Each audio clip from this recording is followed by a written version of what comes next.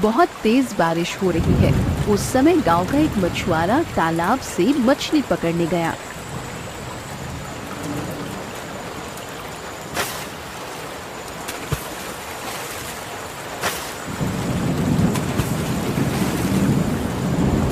काफी देर से इंतजार कर रहा हूँ। इधर तो कोई मछली मिल ही नहीं रही। उधर तूफान भी बढ़ता जा रहा है। चलो तालाब के उस पार जाकर देखूं, शायद वहाँ नीचे कुछ मछलियाँ मिल जाएं।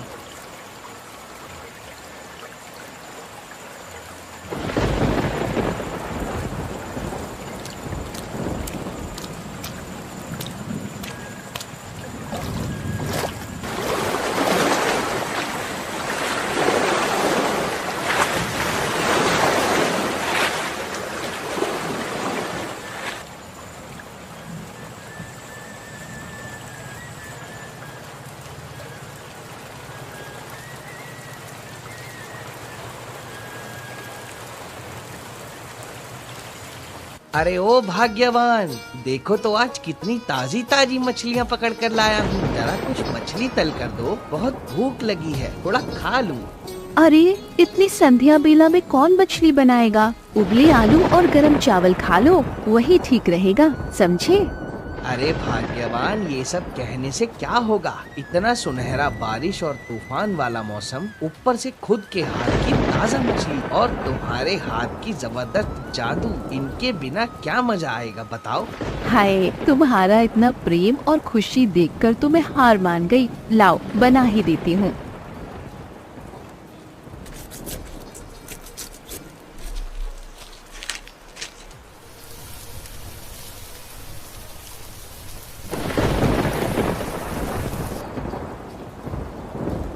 अरे भाग्यवान, तुम्हारे हाथ की बनी मछली से इतनी प्यारी खुशबू आ रही है। लगता है खाने से पहले ही मैं इस खुशबू में खो जाऊंगा। तुम्हारे खाने बनाने की कोई बराबरी नहीं कर सकता, समझी भाग्यवान? तुम तो इनमें ही मगन हो और मैं तो चिंता में मरी जा रही हूँ। बाहर मौसम कितना खराब है, कल मछली पकड़ने कैसे जाओगे? अगर मछली नहीं मिली तो घर कैसे चलेगा? अरे धत, तुम हमेशा इतनी ज्यादा चिंता क्यों करती हो? इस सुंदर मौसम का मजा लो, समझी? चाहे जितना तूफान आए, इस बाबूलाल मछुआरे को मछली पकड़ने से कोई नहीं रोक सकता।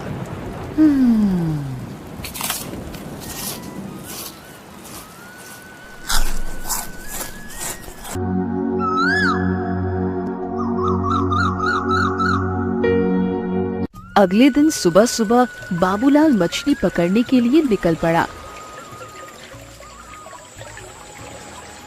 नदी के बीच जाकर जाल बिछाकर मछली फंसाने का इंतजार करने लगा। कुछ देर बाद अचानक बाबूलाल ने एक प्यारे छोटे बच्चे को देखा। ये मैं क्या देख रहा हूँ? ये मासूम बच्चा इस गहरी नदी में क्या कर रहा है? जल्दी इसे उठाना होगा, नहीं तो कोई अनहोनी हो सकती है। ऐसा कहते हुए बाबूलाल उस बच्चे को उठा लिया और घर की ओर लौट पड़ा।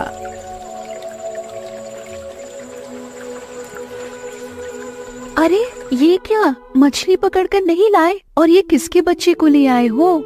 मैं मछली पकड़ने गया था, तभी अचानक देखा नदी के पानी में ये नन्हा बच्चा टूटी फूटी हालत में बहता चला आ रहा है। मुझे बहुत दया आई, इसलिए तुरंत घर ले आया। पता नहीं किस अभागे का बच्चा है ये। क्या कह रहे हो? जिस नदी में मछली पकड़ने गए थे, ये प्यारा बच्चा उसी नदी में बहता आया क्या? हाँ भाग्यवान, ऐसा ही हुआ। इस दुनिया में और क्या क्या देखना पड़ेगा, कौन जाने। खैर, जब तक इस बच्चे के असली माँ बाप का पता न चले, ये हमारे पास ही रहेगा। ठीक है भाग्यवान, तुम्हें कोई आपत्ति तो नहीं है ना? नहीं नहीं, मुझे कोई आपत्ति नहीं है। मैं तो कहूँगी भगवान ने खुद इसे हमारे पास भेजा है। तुम तो जानते हो मैं कभी माँ नहीं बन सकी।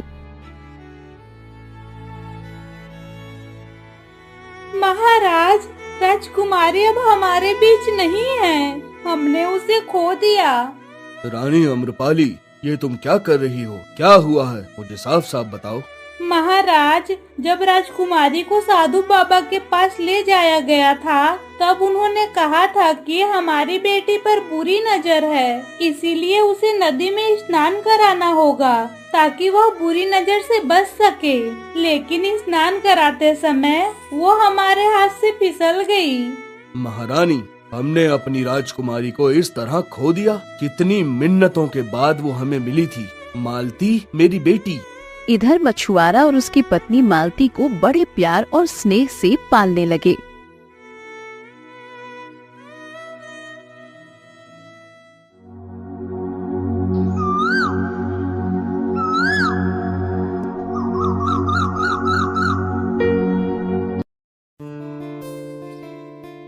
ये क्या हो रहा है? क्या मैं अपनी आंखों से गलत देख रही हूँ या सूरज कहीं और से उग रहा है? जो लोग मुझे देख तक नहीं पाते थे वो अचानक मेरे घर चले आए।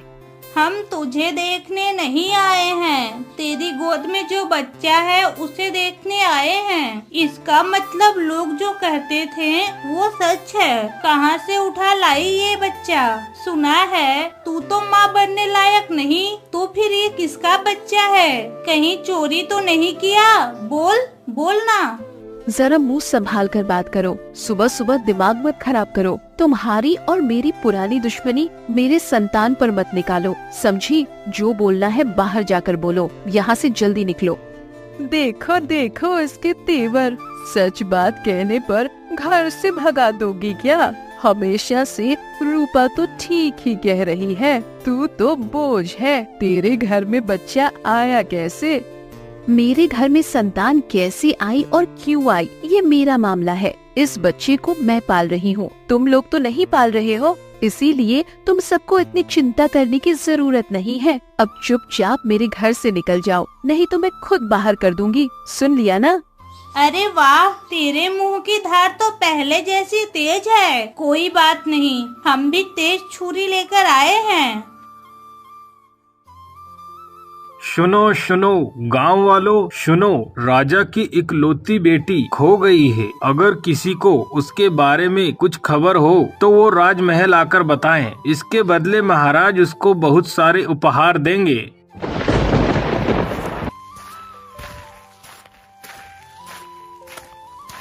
अरे ये तुम हाफ क्यों रहे हो? क्या हुआ? भाग्यवान, सर्वनाश हो गया। हमारे घर में जो बच्चा है वो कोई और नहीं, हमारे महाराज की प्यारी राजकुमारी है। हमें उसे वापस करना होगा, नहीं तो हमें बहुत बड़ी सजा मिलेगी। भाग्यवान, जल्दी करो, चलो उसे लौटा दे। ये क्या कह रहे हो? इस बांझ औरत के घर भगवान ने एक संतान भेजी और अब उसे भी लौटाना होगा? नहीं, ऐसा मत कहो। उसे मेरे पास ही रहने दो। वो मेरी प्यारी संतान है, मैं उसे नहीं दूंगी। कृपया करके मुझे उसे लौटाने के लिए मत कहो, दया करो। लेकिन भाग्यवान, समझने की कोशिश करो। अगर हमने ये बच्चा नहीं लौटाया और पकड़े गए तो हमें सजा हो जाएगी। भाग्यवान, नहीं, इसमें समझने जैसा कुछ नहीं है। सजा हो तो हो जाए, मैं इस बच्ची को अपने आंचल में छुपा कर रखूंगी। अपनी बच्ची को किसी को नहीं दूंगी।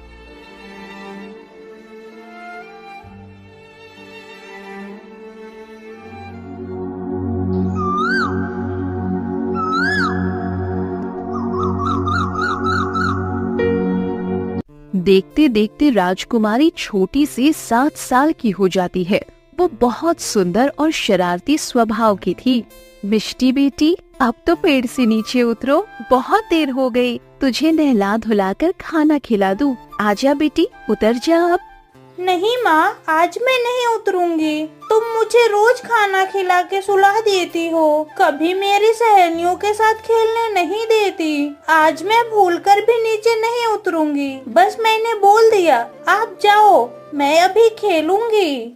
अच्छा ठीक है, मैं वादा करती हूँ, आज तुझे खाना खिलाकर नहीं सुलाऊंगी, खेलने जाने दूंगी। अब तो उतर जा बेटी। ले बेटी, जल्दी खा ले, सभी खाना ठंडा हो रहा है। ओहो माँ, आज भी वही चावल और सब्जी। ये सब मुझे अच्छा नहीं लगता है माँ। बेटी, तू तो जानती है ना कि हम कितने गरीब हैं। तेरे बाबा मछली पकड़कर जैसे तैसे घर चलाते हैं। इससे बेहतर खाना हम दे भी नहीं सकते बेटी। फिर भी कल तेरे बाबा से कहूँगी कि कुछ अच्छा लेकर आए।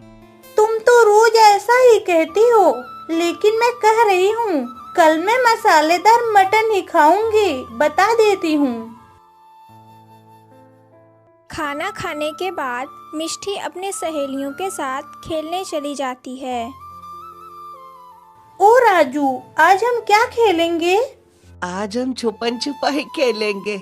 हाँ, तुमने अच्छा खेल बताया। चलो तय करें कौन चोर बनेगा। आज तुम सब छुपो, मैं तुम्हें ढूंढूंगी। मैं उस तालाब के किनारे वाले पेड़ के नीचे छुप रही हूँ, ठीक है? तालाब के किनारे एक रानी बैठी रो रही थी। आप तालाब के किनारे बैठकर क्यों रो रही हैं? क्या हुआ आपको? बेटी, मैं इस राज्य की महारानी अम्रपाली हूँ, लेकिन अंदर से मैं बिल्कुल खाली हो गई हूँ। मैंने अपनी ही संतान को इस नदी में खो दिया है। अरे रानी माँ, आपको कितना दुख है। आपकी बातें सुनकर मुझे बहुत दुख हुआ। आप मत रोइए, भगवान आपके बच्चे को जरूर वापस लौटाएंगे। देखिएगा, आपकी बेटी जहाँ भी होगी बहुत अच्छी होगी। अगर मेरी बेटी मेरे पास होती तो वो भी तुम्हारे जैसी बड़ी होती। तुम्हें देखकर मेरे दिल को थोड़ी शांति मिली। अब से तुम रोज दोपहर में मुझसे मिलने आना बेटी। ठीक है रानी माँ, अब से मैं रोज दोपहर में आपसे मिलने आऊंगी। बेटी, तुझे तो आजकल घर में देख ही नहीं पाता। कहाँ रहती है सारा दिन? तुम्हारी बेटी तो अब मेरी कोई बात नहीं सुनती, बस घूमती रहती है। दोपहर को खाना खाकर न जाने कहाँ चली जाती है। बाबा, माँ की बात नहीं सुनो, मैं कहीं नहीं घूमती हूँ। बताऊँ ना बाबा, कुछ दिन पहले मैं तालाब के किनारे खेलने गई थी। वहाँ रानी माँ से मेरी मुलाकात हुई। अब मैं रोज उनसे मिलने जाती हूँ। उनकी बेटी बचपन में खो गई थी, इसीलिए वो बहुत दुखी हैं। बाबा, हमारी रानी माँ बहुत अच्छी इंसान है, सच में बहुत ही अच्छी। हे भाग्यवान, मुझे क्यों सुनना पड़ रहा है? मिष्टी की माँ, आज के बाद से तू कभी भी उस तालाब के किनारे रानी से मिलने नहीं जाएगी। वो बड़े लोग हैं, उनके विचार अलग होते हैं। हमारे जैसे गरीब लोगों का उनसे मेल जोल ठीक नहीं। मैं जो कह रहा हूँ समझी तू? लेकिन बाबा, रानी माँ बहुत अच्छी हैं। पक्का एक दिन मैं आपको भी उनसे मिलाऊंगी, तब आपको भी समझ में आएगा बाबा। तेरे बाबा ने जो कहा वो तेरे कान में नहीं गया क्या? फिर भी मुँह चलाकर जवाब दे रही है। आज के बाद तेरा घर से बाहर निकलना बंद, समझी?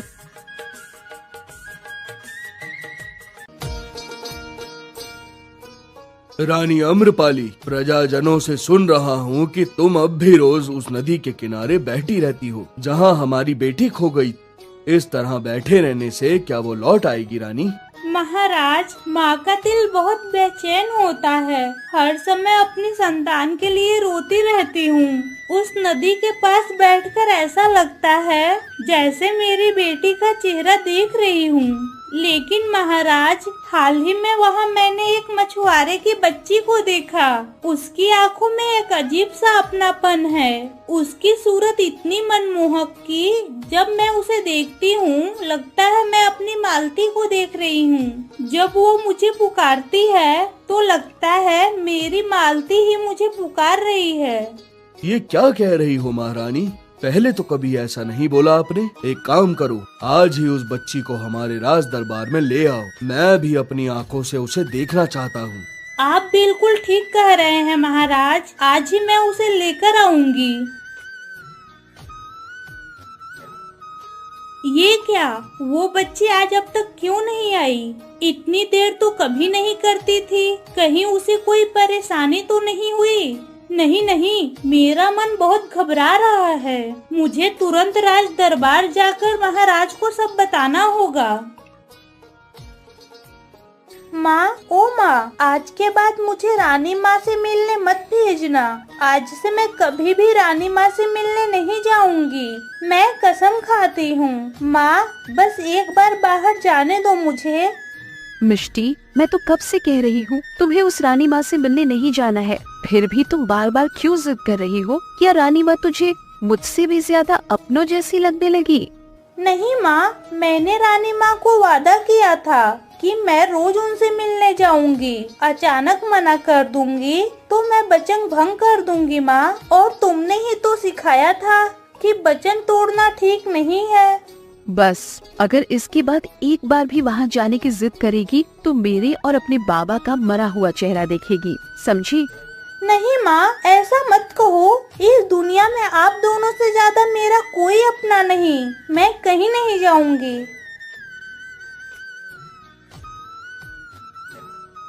महारानी, आप इतनी जल्दी लौट आई, लेकिन वो लड़की आपके साथ नहीं है क्या? महाराज, मैंने नदी के किनारे बहुत देर तक इंतजार किया, लेकिन आज वो बच्ची नहीं आई। मेरे मन में बहुत बेचैनी हो रही है। डर लग रहा है कि कहीं उसे कोई अनहोनी तो नहीं हो गई। महाराज, आप उसकी खबर लेने तुरंत सिपाही को भेजिए। मैं अपनी बेटी जैसी उस बच्ची को भी नहीं खो सकती। महारानी, आप चिंता मत करो, मैं अभी सिपाही भेज रहा हूँ, सब ठीक हो जाएगा। अरे तुम ही मछुआरे बाबूलाल हो? तुम्हारी इकलौती बेटी मिष्टी ही है ना? जल्दी बताओ। हाँ, मैं ही बाबूलाल हूँ और मेरी बेटी ही मिष्टी है। क्यों, क्या हुआ सरकार? तुम्हारी बेटी अचानक आज रानी माँ से मिलने क्यों नहीं गई? क्या कोई परेशानी है? अगर कुछ हुआ है तो हमें बताओ। नहीं, कोई खास परेशानी नहीं, बस उसे बुखार हो गया है, इसीलिए उसे आज बाहर नहीं जाने दिया, अपनी मर्जी से रोका है। सरकार, रानी माँ को कहिए चिंता करने की कोई जरूरत नहीं है। मेरी बेटी बिल्कुल ठीक है, कोई खास बात नहीं। ठीक है, जब तुम्हारी बेटी ठीक हो जाए उसे रानी माँ के पास ले जाना, ये रानी माँ का आदेश है। महाराज, मछुआरे की बेटी को बुखार हो गया है, पर मेरे दिल में अजीब सी पीड़ा हो रही है। पता नहीं क्यों उस बच्ची के लिए मुझे इतनी चिंता हो रही है। क्यों इतनी पीड़ा? उसे एक दिन नहीं देखी, लगता है मानो कई दिन से उसे देखा ही नहीं। ऐसा करिए महारानी, कल आप खुद मछुआरे के घर जाकर बच्ची को देख आओ, आपको भी अच्छा लगेगा। हाँ महाराज, आप बिल्कुल सही सलाह दे रहे हैं। मैं कल सुबह ही जाऊंगी।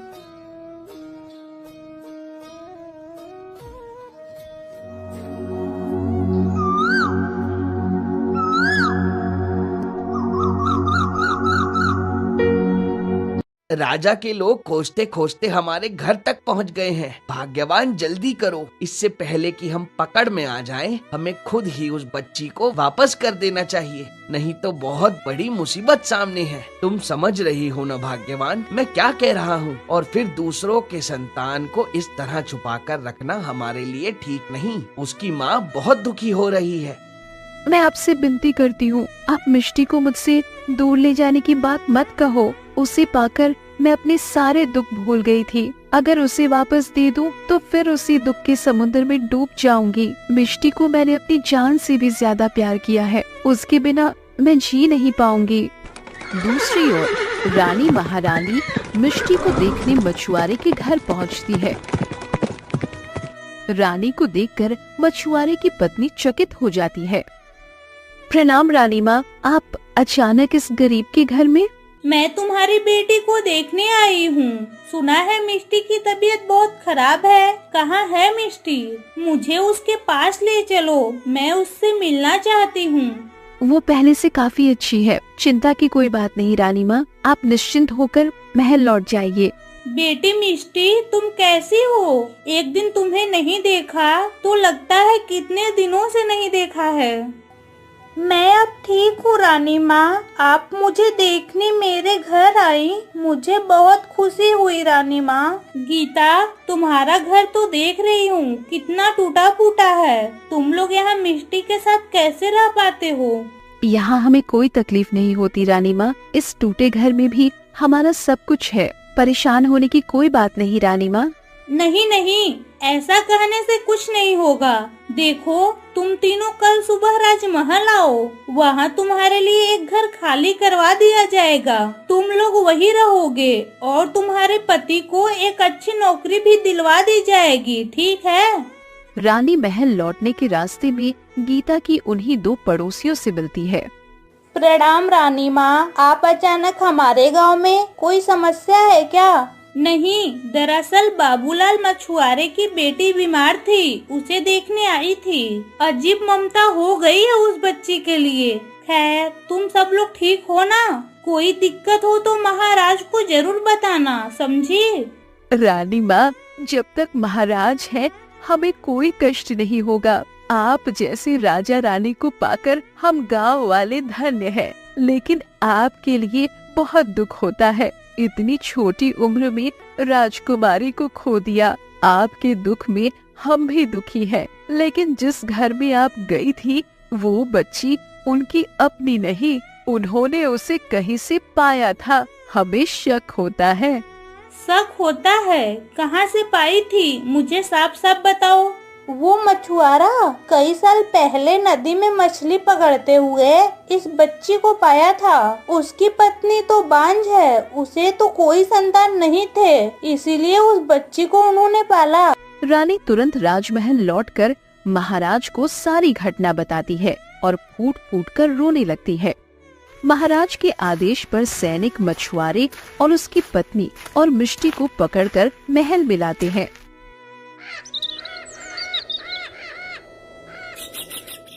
बेटी मालती, तू मिष्टी नहीं, तू मेरी खोई हुई राजकुमारी है। जिनके साथ तू खड़ी है वो अपराधी हैं। उन्होंने तुझे इतने साल हमसे छुपा कर रखा। आ मेरी बच्ची, आ मेरी गोद में, आजा। लालची मछुआरे, तुझे तो मैं कठोर सजा दूंगा। इतने साल तक दूसरों की बेटी को अपना बताकर रखा। बेटी मालती, आ मेरी बच्ची, हमारे पास आ।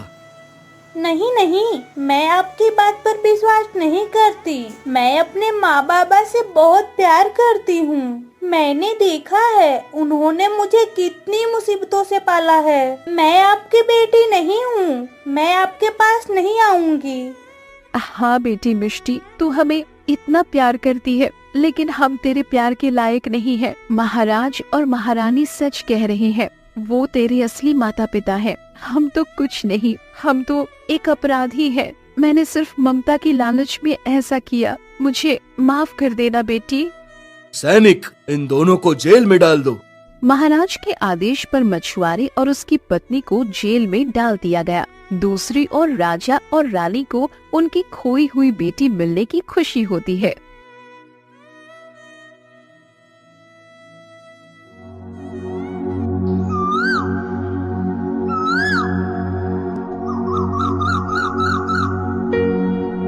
तुम्हारे जन्म के बाद पहली बार जन्मदिन पर तुम्हें पाया है। बताओ बेटी, तुम्हें क्या चाहिए?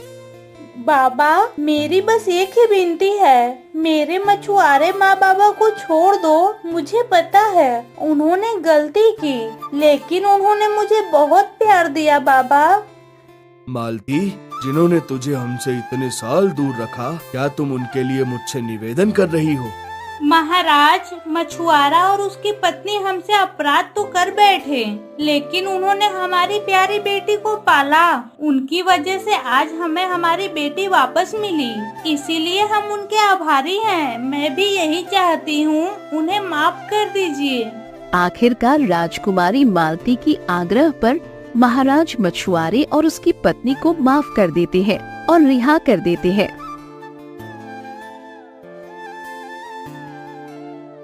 रानी माँ, मुझ जैसी अपराधिन आपके सामने मुंह दिखाने के लायक नहीं, फिर भी आपसे कहती हूँ, मुझे माफ कर दीजिए। मैं लोभी थी, माँ बनने के लोभ में ये कर बैठी। मैं वादा करती हूँ इस गांव से दूर चली जाऊंगी, कभी मालती के साए तक नहीं पड़ने दूंगी। माफी मांगने की जरूरत नहीं, तुमने जो गलती की उसकी सजा मिल गई, लेकिन तुमने हमारी बेटी को माँ बनकर पाला और माँ की ममता कभी गलत नहीं होती। तुम लोग अब हमारे साथ ही महल में रहोगे। हम सबने तुम्हें माफ कर दिया।